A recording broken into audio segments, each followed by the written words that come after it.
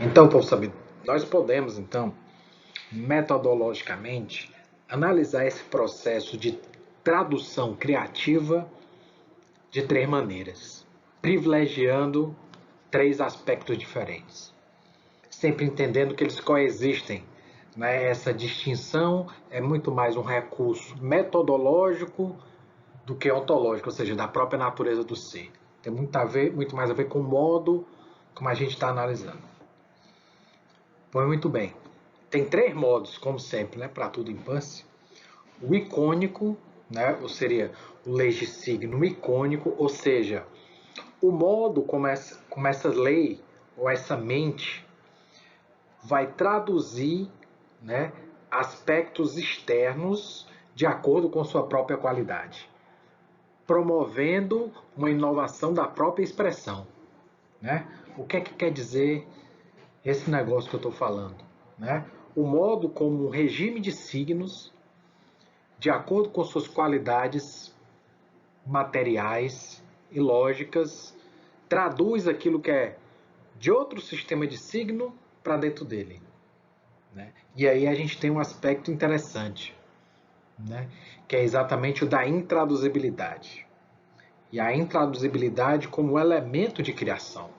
Ou seja, como, por exemplo, eu vou traduzir algo que tem a ver com o movimento, né? Um sistema de signos cinésico, para um sistema de signo de imagens, né? De formas, né?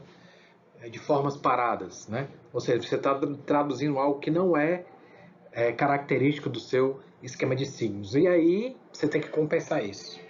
Né? Então é nessa compensação de traduzir o intraduzível que você vai produzindo ali inovações estéticas do ponto de vista aí icônico, elaborando outras expressões para traduzir o intraduzível. Né? Como o som vai traduzir algo que tem a ver com o movimento. Né? Como uma imagem visual vai traduzir algo que tem a ver com o som. Né? Então, essas questões são interessantes para a gente pensar as renovações expressivas na tradução intersemiótica.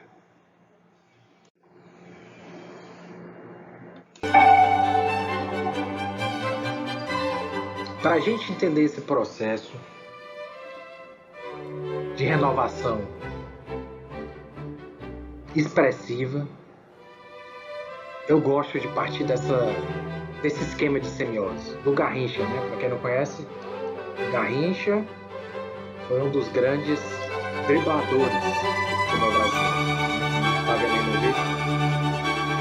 Então, eu gosto de analisar esse processo de semiose que vai sair do movimento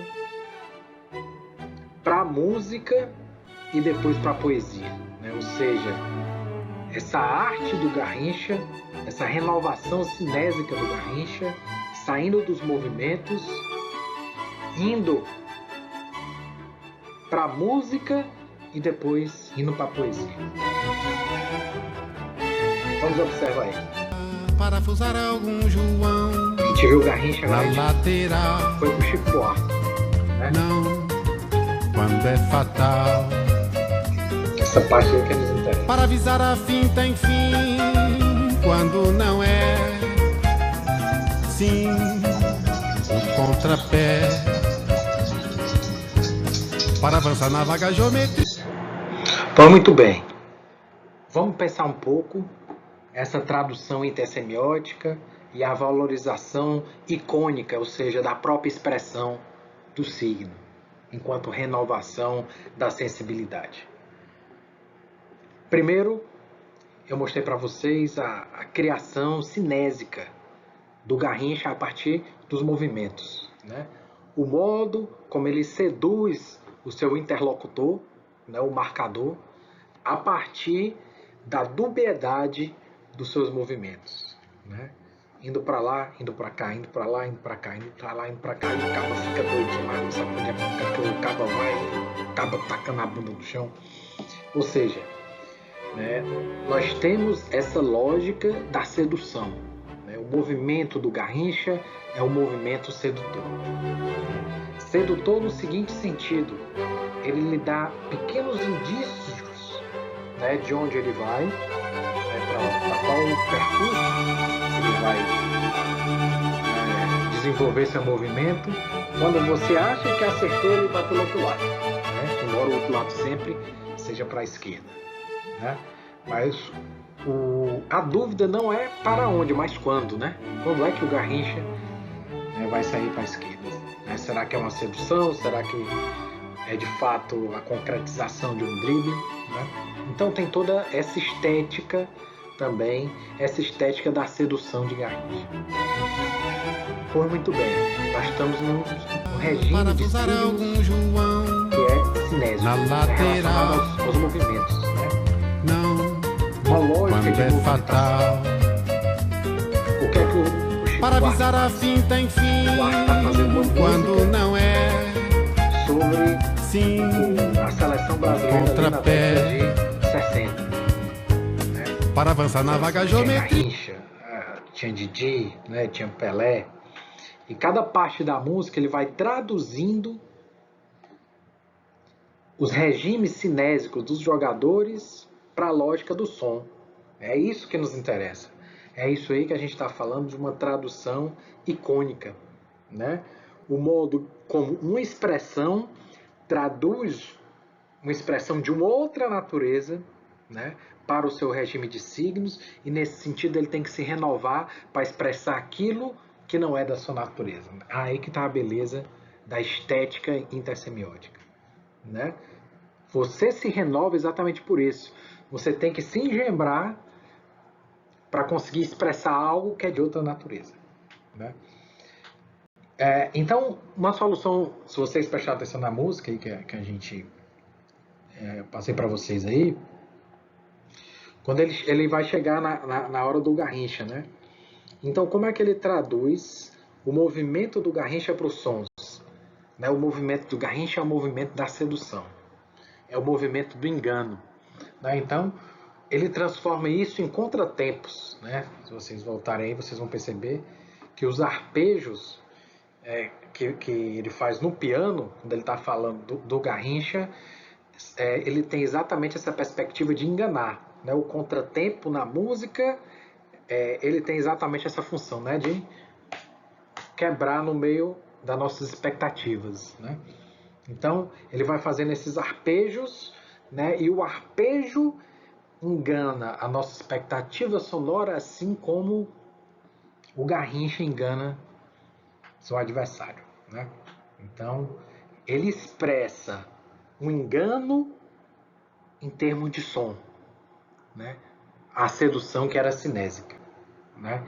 Então, isso é muito interessante para pensar a tradução intersemiótica.